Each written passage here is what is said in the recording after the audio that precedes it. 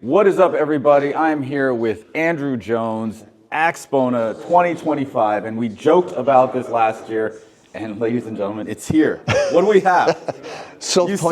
You were messing with me the whole time, weren't you? You're like, I knew. I'm not even going to tell Chana that we already have this in the works. Is that what happened? So the funny thing is, as I'm developing the 8, or a tower speaker first, let's say. Yeah, okay. A lot of the details about the driver design are common between doing an 8-inch and a 10-inch. Especially the motor structure is near identical. So I thought, if I'm developing these base drivers to do a tower speaker, then I might as well develop both driver sizes at the same time. Might as well get a prototype cabinet at the same time. But when this came in, I'm looking at it, I mean, you can see the difference between the 888 and this. No, this is huge. It's huge. So I I think we'll go with the 8-inch tower first. And it's proved hugely... Sneaky, this guy's sneaky. But I always had this. And after I'd released the 888, I walk through my lab and I see these 10-inch drivers lying around. I see my cabinet and think, I really ought to do something, put it two together, do a prototype, and then start to feel, is this a product? Okay, so I heard these are the prototypes. Well, they're finished. We're into production. Okay, all the parts are ordered. Production will be starting in the next couple of months. Right, so do we have a retail price and a release date or no? Release date probably around July. July, okay. Yeah. Don't ask prices right now. Don't ask prices right now. You heard it here first. Okay, so you were making these drivers in tandem. You had the cabinet. You put it together. What made you go with the passives on the back? So when you got the extra bass output capability and low frequency tuning, you need big vents for the airflow. Sure. But the larger the diameter of the vent, the longer the vent needs to be to maintain the tuning frequency. So like with compact powered subwoofers, trying to fit a big vent into a small box, you've got to fold it, and you don't want to do that because of airflow, and the physical volume of that vent is detracting from the actual enclosed air volume that you require for tuning the system. Okay. So I thought, we've got room in this thing. We could put passive radiators on. And so I kind of measured it up, thought, I can fit 2 passive radiators on the back there.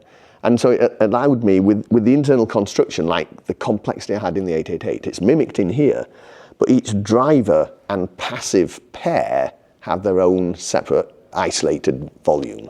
And so we kind of juggle how to make that all equal volumes combined with the closed box behind the concentric driver. From the first prototype, I had to actually make it a bit deeper. And I'd done the same thing. This looks like it's 2 feet deep-ish. 8, 16, it's about 18. 18. Yeah. See, an engineer, this is how engineers work. 8, 16.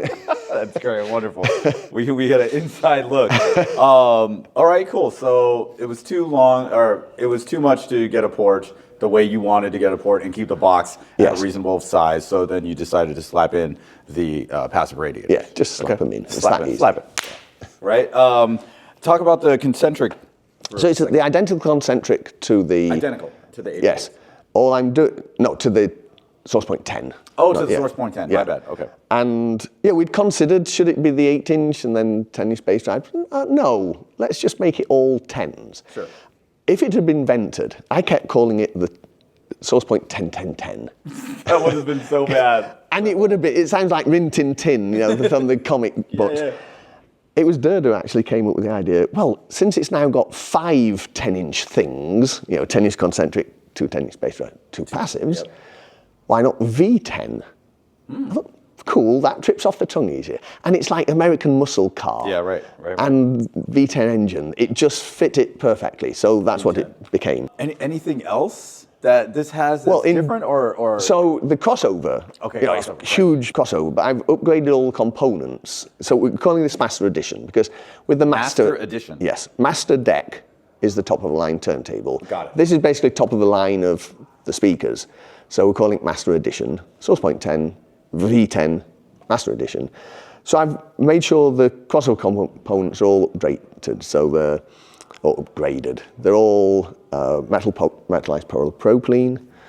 They are non-magnetic lead-out wires, metal film resistors, air core wherever I can.